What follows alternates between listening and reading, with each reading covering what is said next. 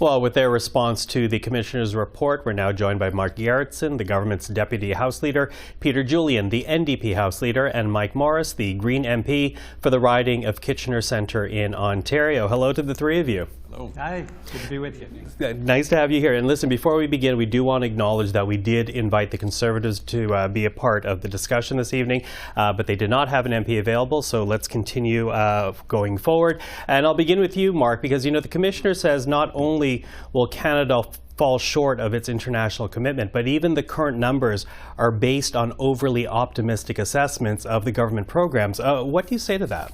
Well, first of all, I mean, we accept the report from the Commissioner. The Commissioner has indicated that we're heading in the right direction, but we need to move faster, and we will obviously do that.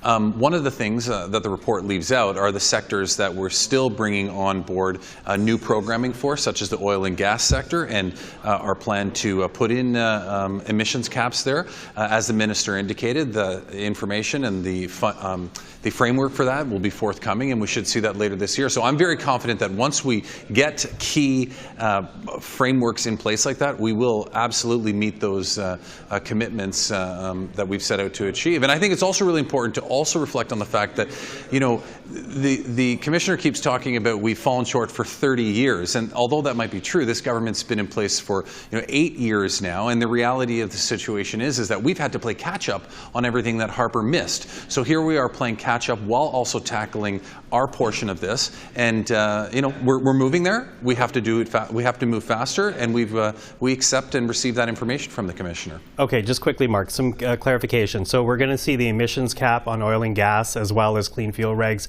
in a matter of weeks? Because you say by the end of this year, and the parliamentary calendar is running down. The Minister said that the framework will be available by the end of this year. Okay. Peter, what do you make of it? Given the criticisms and the government's performance, what do you make of this report? Well, I think that's why we've been pushing so hard. I've been singing the NDP have been pushing for clean energy to ensure that we're making the investments that are so important.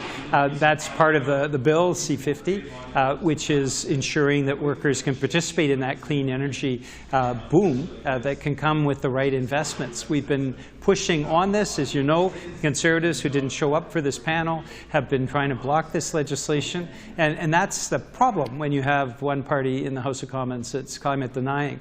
But we will continue to push the government to act. It's not simply a question of paying lip service to the environment. We know with climate change, we know with the strength of the horrendous impacts we've seen in my province of British Columbia, the heat dome that killed 600 people, the atmospheric river that cut British Columbia off from the rest of the country. These are all examples of the reality of climate change. So the government has to actually walk the talk.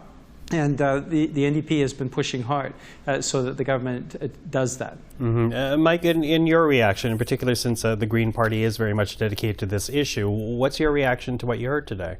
Well, at a time when the UN Secretary General tells us that the global climate fight will be won or lost in this decade on our watch, what are we seeing? We're the only country in the G7 whose emissions have continued to go up over 1990 levels. And so what this report lays out really clearly is that, first of all, not only is the target that our federal government has set insufficient, it doesn't meet the science. Well, on top of that, we're not on track to meet the target. On top of that, the assumptions, the Commissioner makes clear, the assumptions that go into us not being on track, those are actually overly ambitious. And all of this before we had a carve-out on carbon pricing last week. And so it's disappointing, but it's important information for Canadians to have in order for us to push for the government to do better, because this is, our kids deserve a safe climate future, and this information equips us to push for better. Okay, Mark, Mike is mentioning the carve-out for home oil heating right now, and the Commissioner did say that there's still a chance to meet Canada's targets, in particular by leaning into regulations and the carbon tax. But of course, there is now this big debate. So I'm going to ask all three of you, but I'll begin with you, Mark. Put this into context. Where do environmental concerns fit right now with the affordability concerns that Canadians are also very much expressing, given that there is also a push right now amongst some to kill the tax altogether? Well, first of all, I just want to pick up on a comment that Peter made earlier, which is the party that happens to be missing here. You're talking to the three parties here that want to talk to you about the how.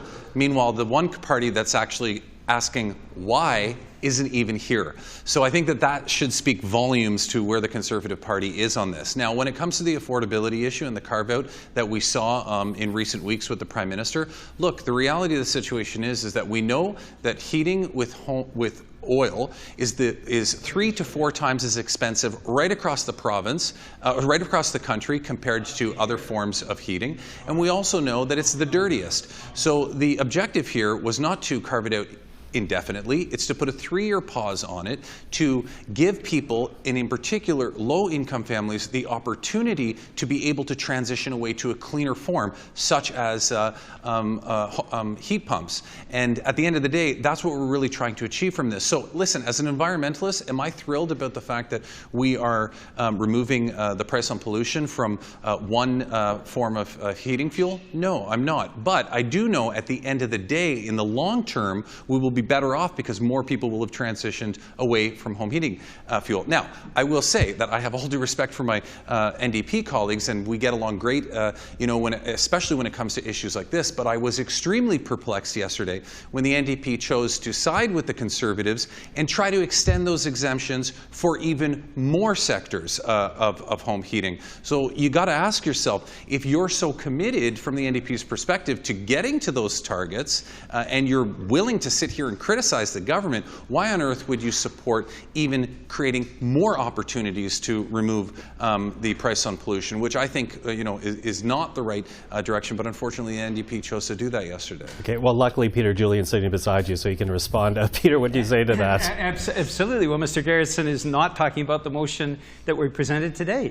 Jagmeet Singh just spoke in the House on this. What we have is a 3-step plan to take the GST off of home heating. That is a way that benefits everybody across the country who's struggling to heat their homes. We are in an affordability crisis, and many families are having difficulty keeping food on the table, keeping a roof over their head, and heating their homes. And so taking the GST off helps everybody, including in my province of British Columbia, including in Quebec, where they don't have a federal price on carbon. Secondly, ensuring that heat pumps are actually rolled out. Taylor Bachrach, who's the MP from Skeena-Bulkley Valley, mentioned today that the Greener Homes program has rolled out in 2 years a grand total of 438 heat pumps. Now, at that rate, to make sure all 10 million households are actually covered, it would take 55,000 years of Liberal government to actually make sure everybody gets a heat pump. That important part of the NDP's action plan is to ensure that heat pumps actually get to people. And thirdly, how do you pay for it? Well, we've seen the oil and gas sector with enormous profits, over $38 billion last year. And so having an excess profits tax to ensure that we're taking the money from these very profitable companies that aren't paying their fair share of taxes, ensuring that that pays for the heat pump program, which allows us to transition, both provide supports for families that are struggling with affordability and, more importantly, to really fight back against climate change. But you did vote to support the Conservative motion to take the carbon tax off of all home heating yesterday. Why that? Where does that fit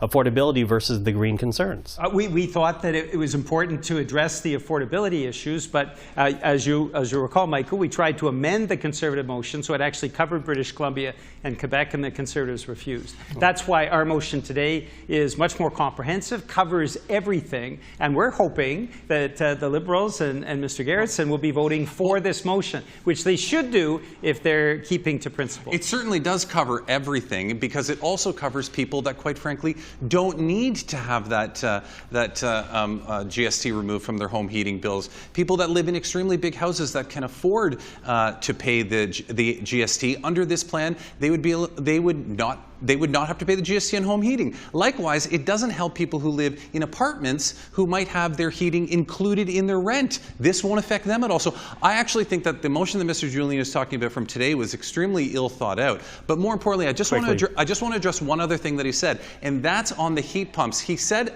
he gave you a number about the number of heat pumps that are being rolled out. That's under just one program. That's just under one program. But if you look at the total number of people throughout the country that have installed heat pumps, it's in the tens of thousands. So it's important important to reference the numbers across the entire country, not just one program. Mark, Mark, and I got to move on because I do have to get Mike in before we're completely out of time. But to the original question, Mike, where does affordability fit up against a carbon tax right now, which some Canadians are very much concerned about? So we should be concerned about affordability, but we need to be honest with Canadians. Yes, the carbon tax went up 2 cents a litre last year. There are rebates that go with it, though. 80% of Canadians are better off financially as a result. Meanwhile, the profits of oil and gas companies last year went up 18 cents a litre. No rebates whatsoever. And so if we're going to talk about affordability, we need to be honest about the gouging that's being done by oil and gas companies across the country